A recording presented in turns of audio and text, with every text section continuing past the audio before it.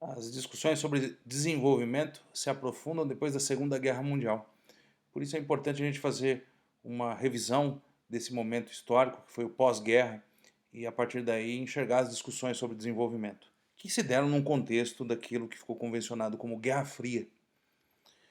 Então, a Segunda Guerra Mundial, que você já deve ter estudado em algum momento da sua vida, foi uma guerra basicamente entre os aliados, os três grandes aliados, Reino Unido, Estados Unidos e União Soviética. Cada um entrou na guerra em um determinado momento, juntamente com a China, que é chamada de a Quarta Grande. Ela, claro, foi a que talvez mais sofreu na guerra, porque a invasão do território chinês se deu anteriormente, mas também fez parte e deve ser mencionada como um dos grandes aliados. E você sabe que os aliados não são só esses quatro.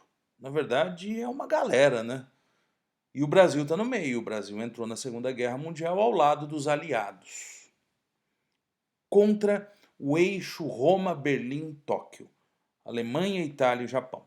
Você já sabe quem foi derrotado nessa guerra e você sabe que o mundo pós-guerra se organizou de acordo com a visão dos vencedores, dos aliados, especialmente Reino Unido, Estados Unidos e União Soviética. Pouco antes do final da Segunda Guerra Mundial, no mês de fevereiro de 1945, a guerra se encerrou na Europa em maio e no Japão ela se encerrou em agosto daquele mesmo ano. Nós tivemos uma conferência importantíssima, a Conferência de Alta. Você está vendo nessa imagem histórica os três grandes: Winston Churchill, Franklin Roosevelt e Joseph Stalin. Nessa conferência que aconteceu na cidade de Alta, na Crimeia, antiga União Soviética, atualmente é um território que foi tomado pela Rússia da Ucrânia, era ucraniano esse território, foi realizada uma conferência, de certa forma secreta, em que as discussões ficaram, como que eu posso dizer, pouco esclarecidas e que muitos enxergam como se fosse uma espécie de pré-acordo de como seria o mundo com o final da Segunda Guerra, já que a guerra se encaminhava para o fim e os três basicamente discutiram como seria o mundo pós-guerra.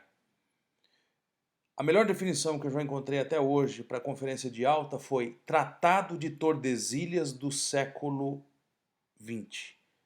Literalmente, União Soviética, Estados Unidos e Reino Unido dividiram a Europa em duas áreas de influência. De um lado, a influência americana e britânica, capitalista, e do outro lado, a influência soviética. Então, traçaram mais ou menos uma linha no meio da Europa e disseram: aqui é meu, aqui é seu. Cada um influencia um lado. Aqui você vê o New York Times mostrando exatamente essa reunião e dizendo que com essa reunião praticamente se encerra a guerra, se encaminha para o fim da guerra e que existe a convocação das Nações Unidas no mês de abril. A gente sabe que, conforme passa o tempo, Franklin Roosevelt morre, falece, e as coisas acabam mudando um pouco de sentido. Mas essa foi uma conferência importantíssima, dividiu a Europa em duas grandes áreas de influência. Isso vai dar origem àquela Europa ocidental capitalista e à Europa oriental socialista, de grande influência soviética. Mas o ano de 45, que é o ano do final da guerra, ele foi muito tumultuado. Mais uma conferência. Tumultuado eu digo no sentido de tentar se reorganizar o mundo do pós-guerra. Na verdade, tumultuado mesmo foi a guerra, né? Mas tumultuado para você, vestibulando, que às vezes vê tantas conferências e acaba se confundindo. Em 1945, no mês de agosto, já encerrada a guerra na Europa, os três grandes se reúnem novamente. Repare que agora são outros três personagens, com exceção de Joseph Stalin, que continuou mesmo aqui à sua direita. O primeiro-ministro britânico não é mais Winston Churchill. Winston Churchill começa a reunião, mas existem eleições no Reino Unido e ele deixa de ser ministro. Harry Truman, presidente norte-americano no centro. O presidente Roosevelt tinha falecido, então tinha assumido seu vice Harry Truman. Uma figura importante. Bom, o que esses caras decidiram na cidade de Potsdam, próxima a Berlim? Decidiram dividir a Alemanha. Era mais ou menos o que eles tinham acertado em Yalta, só que agora de fato vira um tratado, vira um acordo.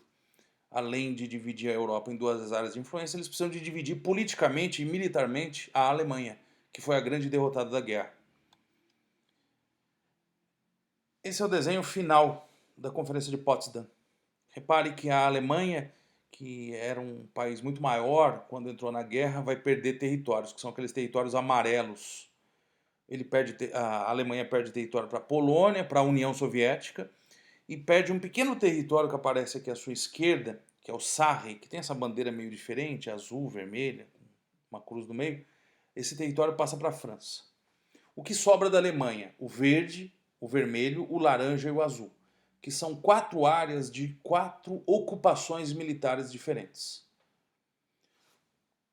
A ideia original dos vencedores da guerra era ocupar militarmente a Alemanha e fazer com que a Alemanha voltasse ao sistema internacional de nações.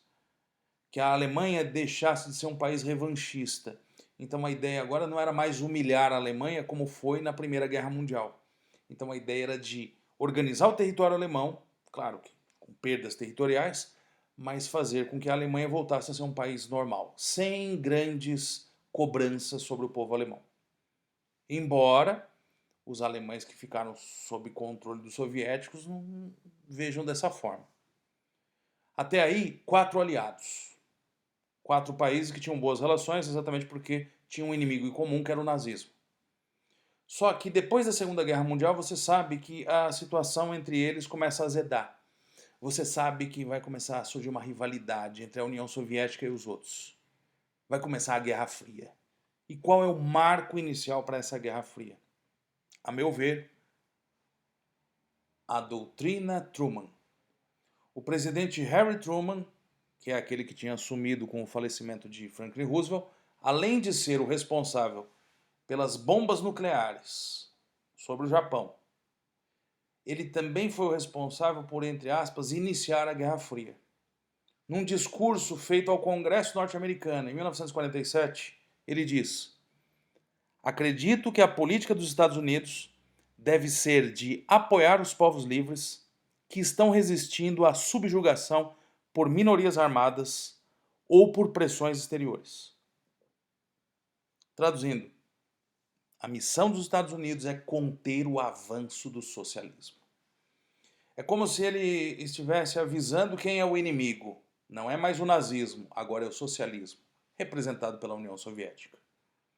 Joseph Stalin vai reagir mal a essa declaração e a Alemanha nunca vai conseguir, durante esse período de pós-guerra, se reunificar. Ela vai ser dividida em 2 países, a Alemanha Ocidental Capitalista e a Alemanha Oriental Socialista. É a divisão que ocorre dentro dessa Guerra Fria. Então, senhores, aqui foi dado o pontapé inicial para a chamada Guerra Fria. A Guerra Fria. Conflito não declarado entre Estados Unidos e União Soviética, com disputas de cunho ideológico, capitalismo, socialismo, militar, político, aeroespacial, nuclear, esportivo, disputavam medalhas de ouro nas Olimpíadas e etc. Porque surgiram várias disputas entre esses 2 países. Lembre-se, conflito não declarado, nunca se declarou guerra um ao outro, mesmo porque eles sabiam que tinha um potencial mútuo de se destruírem. A Guerra Fria ficou muito marcada principalmente pelo conflito militar, pelo conflito bélico, em que as 2 superpotências não poderiam se atacar mutuamente, porque elas tinham um potencial nuclear para destruir o mundo várias vezes. Mas se enfrentaram de maneira indireta. Em vários países da África, da Ásia, ocorreram aí conflitos indiretos, em que uma superpotência apoiava algum movimento contra a outra superpotência. Tem gente dizendo que essa Guerra Fria, óbvio, já acabou e que surgiu uma nova Guerra Fria no mundo de hoje. Uma Guerra Fria comercial. Uma Guerra Fria entre Estados Unidos e China. E que ela vem aumentando a sua tonalidade cada vez mais. Então, se alguém te falar em nova Guerra Fria, é Estados Unidos e China hoje, que é uma disputa muito mais comercial. Mas voltemos à nossa Guerra Fria do século XX. Aqui você observa com a cor vermelha os países que adotaram o modelo soviético, com a cor azul os países que adotaram o modelo capitalista, com influência norte-americana, com a cor cinza os países capitalistas mais ditos neutros. E por que neutros? Porque não fizeram parte de uma organização militar que os Estados Unidos lideravam e que até hoje existe, que era a OTAN, a Organização do Tratado Atlântico Norte. Esses países, de fato, eram grandes aliados americanos do ponto de vista militar também. E do outro lado, com a cor vermelha, você sabe que existia uma espécie de clone da OTAN do lado de lá, que era o Pacto de Varsóvia. Apesar que eu não posso chamar isso de clone, porque o Pacto de Varsóvia era um pouco diferente da OTAN. A União Soviética ela atuou diretamente dentro desses países vizinhos quando eles tentaram, entre aspas, se desprender da influência soviética. Os americanos nunca fizeram isso com os europeus. Já os soviéticos fizeram isso com os poloneses, com os húngaros, com os tchecos. Mas quem me chama mais a atenção aqui, e que de certa forma até interrompe a tal da cortina de ferro, que é essa linha que divide, né, a Europa em duas partes, é a Iugoslávia. Um país que está com a tonalidade diferente, porque não fazia parte do Pacto de Varsóvia, embora fosse socialista. A Iugoslávia seguia um socialismo diferente do socialismo soviético. Inclusive tinha relações um pouco turbulentas com a União Soviética na época. Mas, gente, ainda tem mais uma conferência no ano de 1945, foi a Conferência de São Francisco, uma conferência que marcou o início da ONU. Ali foi assinada a Carta de São Francisco e países definiram o início dessa organização, que na verdade é um conjunto de organizações. A ONU nasce e substitui a antiga Liga das Nações, que não foi capaz de evitar a Segunda Guerra Mundial depois da Primeira Guerra Mundial. Então a ONU surge para manter a paz pós-Segunda Guerra Mundial. E são 4 os grandes objetivos da ONU: manter a paz em todo o mundo, desenvolver relações de amizade entre as nações, ajudar as nações a trabalharem juntas para melhorar a vida das pessoas pobres, derrotar a fome, as doenças e o analfabetismo, e incentivar o respeito pelos direitos e liberdades uns dos outros. Ser um centro de harmonização das ações das nações para alcançar esses objetivos. Destaco esse papel da ONU, que é um papel relacionado ao desenvolvimento. Por isso que eu sempre digo que a partir da Segunda Guerra Mundial o tema desenvolvimento ganhou uma força extraordinária, porque é um dos 4 principais objetivos da ONU: fomentar o desenvolvimento.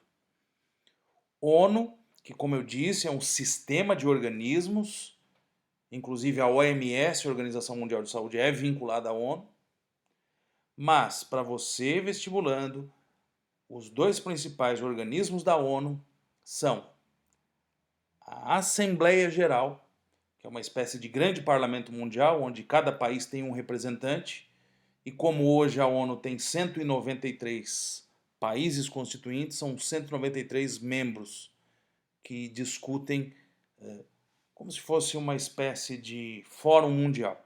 E nesse fórum, os países menos desenvolvidos têm muito peso, porque eles têm muito mais quantidade do que os desenvolvidos. Mas o organismo mais poderoso da ONU é o Conselho de Segurança, que possui apenas 15 membros. Dos 193 países filiados à ONU, só 15 fazem parte do Conselho de Segurança. Desses 15, existe uma divisão entre 5 que são membros permanentes e que possuem o poder de veto de resoluções. Ou seja, eles podem negar resoluções por um voto apenas. São as 5 potências vencedoras da Segunda Guerra Mundial: Estados Unidos, União Soviética, França, Reino Unido e China. A gente sabe que isso é pós-Segunda Guerra. Hoje o mundo já mudou bastante e desses 5 membros permanentes que ainda continuam permanentes, 2 deles já não são mais os mesmos: a União Soviética e a China.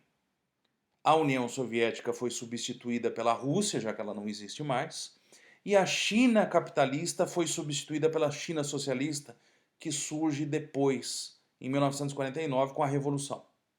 Então hoje são os 5 países que têm mais poder dentro do Conselho de Segurança da ONU.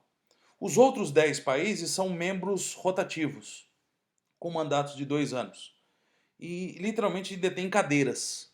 São 17 cadeiras na sala do Conselho de Segurança e 15 dessas cadeiras são ocupadas por cada um dos representantes desses 15 países. Mas essas são as 5 cadeiras que mandam de fato: Estados Unidos, Rússia, França, Reino Unido e China. Então o ano de 1945 foi bastante movimentado. Foi um ano que serviu para reorganizar o mundo pós-guerra. Mas vamos seguir em frente. Vamos a 1955, 10 anos depois, no mês de agosto, na cidade de Bandung, na Indonésia, é realizada uma conferência histórica. Uma conferência que marca a ascensão de um novo grupo dentro do mundo. Uma conferência que contou com a participação de 29 países asiáticos e africanos. Uma conferência que se colocou contra o colonialismo dos europeus ou um imperialismo norte-americano. Lembremos-nos que muitos desses países estavam recentemente independentes. Eram antigas colônias de Reino Unido, de França e de outros países europeus. E nessa reunião também se decidiu pelo não alinhamento desses países às atuais superpotências. Então, evitar o domínio colonial europeu e evitar a influência exagerada de Estados Unidos e União Soviética. Uma conferência histórica, 29 países. Além de Indonésia, alguns países de destaque: Egito, China. Dos países desenvolvidos, o único que participou foi o Japão. E esses caras acabaram se orgulhando muito desse movimento que foi criado, de tentativa de evitar a influência excessiva das potências da época. Nasceu aí um movimento, o movimento terceiro-mundista. Um movimento que se refletiu na criação de organismos, o movimento dos países não alinhados, que depois englobou mais de 100 países que não queriam se tornar meras áreas de influência dos Estados Unidos e União Soviética. O G77, que como o nome diz, 77 países, vários países subdesenvolvidos do mundo que se reúnem num fórum. Claro que você nunca ouviu falar muito desses grupos porque eles não fizeram o sucesso que se esperava. Mas eu quero que você se lembre que nessa época 4 países se destacaram nessa movimentação, essa rebeldia contra a influência americana e soviética: a Indonésia, a Índia, o Egito e a Iugoslávia. Desses 4 países, no decorrer do período de Guerra Fria, 3 deles acabaram se tornando aliados das superpotências. Somente a Iugoslávia se manteve, vamos dizer assim, fiel ao princípio de não alinhamento. A Indonésia virou influência americana, a Índia e o Egito viraram áreas de influência soviéticas. Mas pelo menos a ideia inicial lá nos anos 50 era de se manterem não alinhados. E quando eu falo nesse movimento terceiro-mundista, eu me lembro da famosa teoria dos mundos, que era uma maneira de se regionalizar o mundo e que foi proposta em 1952 pelo francês Alfred Salvi. Ele fazia uma referência à Revolução Francesa, onde existiam os 2 estados, o clero e a nobreza, e um terceiro estado, que seria a burguesia e o povo, emergiu naquela revolução. Então ele fez essa comparação com o mundo subdesenvolvido, que poderia emergir nesse mundo todo. O primeiro mundo de países capitalistas desenvolvidos, o segundo mundo dos países socialistas de influência soviética, e o terceiro mundo, que é muito maior, ocupa uma boa parte da superfície terrestre e tem a maior parte da população mundial. Ainda nesse período de pós-guerra e de Guerra Fria, em 1980, o alemão Willy Brandt elaborou o relatório Brandt, um relatório em que se dizia que o mundo tinha uma divisão muito clara, que não era mais só leste-oeste, entre socialismo e capitalismo, mas uma divisão entre norte e sul, entre ricos e pobres. Nesse relatório, Willy Brandt utiliza-se da renda per capita e enxerga que uma linha divide o mundo em 2 rendas per capita bem distintas. Ao norte dessa linha, uma renda mais elevada, são os países mais desenvolvidos. Ao sul, os países de renda baixa. A linha Brent. Repare essa linha.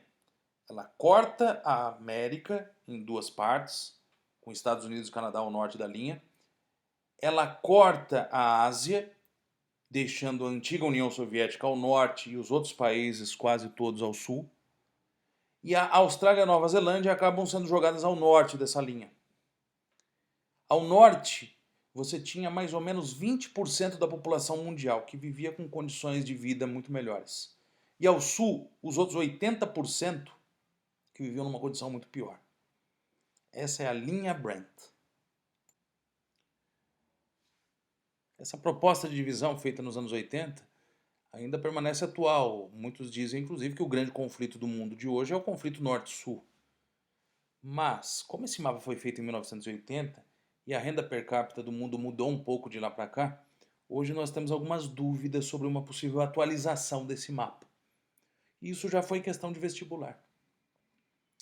Se eu fizesse um mapa atual, Coreia do Sul possivelmente estaria no norte.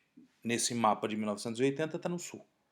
Os países do Golfo Pérsico, que têm uma renda per capita gigantesca por causa da exploração de petróleo e gás, também deveriam estar no norte. E a ex-União Soviética, que estava toda no norte dessa linha? Algumas das antigas repúblicas soviéticas com certeza hoje estariam ao sul da linha. E a Rússia? É uma questão a se pensar. Se a Rússia hoje deveria ser colocada no norte ou no sul dessa linha. E por falar em Rússia, a gente se lembra que o fim da Guerra Fria se deu com o colapso da antiga União Soviética. Desde os anos 70 do século XX, a União Soviética passava por dificuldades econômicas, políticas, étnicas, e tudo isso levou ao seu colapso. Nas palavras do historiador Eric Hobsbawm, escreveu um livro que virou clássico, A Era dos Extremos, o breve século XX, ele enxerga 5 fatores que levaram à dissolução dessa antiga superpotência. Falta de desenvolvimento tecnológico. Embora a União Soviética tenha desenvolvido tecnologia nuclear, tenha desenvolvido tecnologia aeroespacial, a União Soviética não conseguiu desenvolver uma tecnologia eficiente para uso civil. Traduzindo, a União Soviética não conseguiu fazer direito um liquidificador, um automóvel. E os norte-americanos, eles conseguiram transformar boa parte da sua tecnologia militar e espacial em tecnologia de uso civil. O forno micro-ondas é um exemplo disso. Segundo fator que levou a União Soviética ao colapso: tensões étnicas. A União Soviética era um caldeirão de etnias, em que predominavam os russos. Gastos militares excessivos. Embora os Estados Unidos também tivessem esse problema, os Estados Unidos conseguiram se dar melhor, porque eles tinham um produto interno bruto muito superior ao da União Soviética. Eles tinham mais poderio para bancar tão altos gastos militares.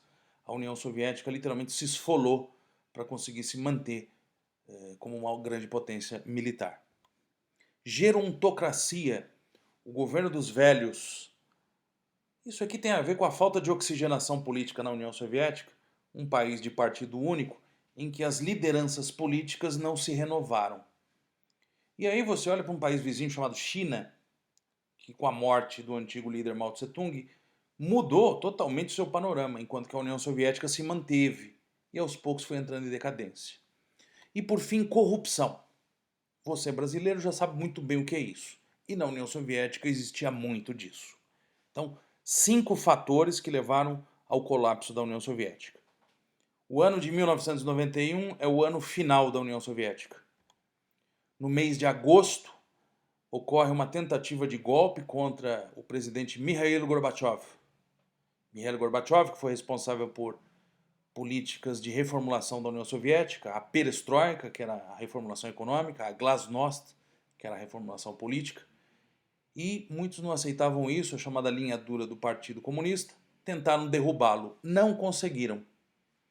Isso só motivou as repúblicas que formavam a antiga União Soviética a buscarem com mais força a independência, criando inclusive uma tal de comunidade de estados independentes, que já visava se retirar da União Soviética futuramente. No mês de dezembro do mesmo ano de 1991, Mikhail Gorbachev simplesmente se retira do poder, anuncia a sua renúncia e assina oficialmente o fim da União Soviética. A partir daí não temos mais a União Soviética. Aí alguns vão dizer, professor, é verdade, virou Rússia. Sim. Só que tome muito cuidado porque a União Soviética não se converteu simplesmente na Rússia. A União Soviética virou 15 países. Dentre eles, o mais importante é a Rússia, que acabou virando aí o seu herdeiro geopolítico e acabou ocupando o assento permanente no Conselho de Segurança, que era antigamente da União Soviética.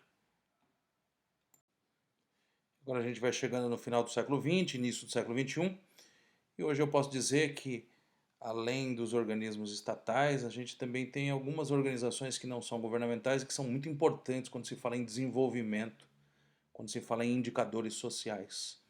Uma delas, a Oxfam, que é uma organização que nasceu em 1942, era o Comitê para Alívio da Fome de Oxford, que tem relação com a Universidade de Oxford, e esse organismo, no final do século XX, depois do colapso da União Soviética, não que tenha relação, mas em 1995 se expande e vira um grupo mundial, acaba estabelecendo escritórios em outras localidades, inclusive tem a Oxfam Brasil, que volta e meia solta alguns estudos muito interessantes sobre pobreza no mundo.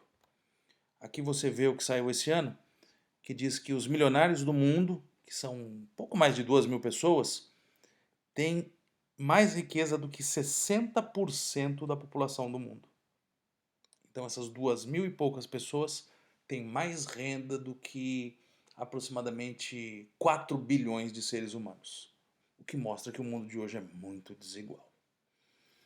Eu posso falar também do Programa das Nações Unidas para o Desenvolvimento, que também é antigo, também remonta aí o final da Segunda Guerra Mundial com o surgimento da ONU.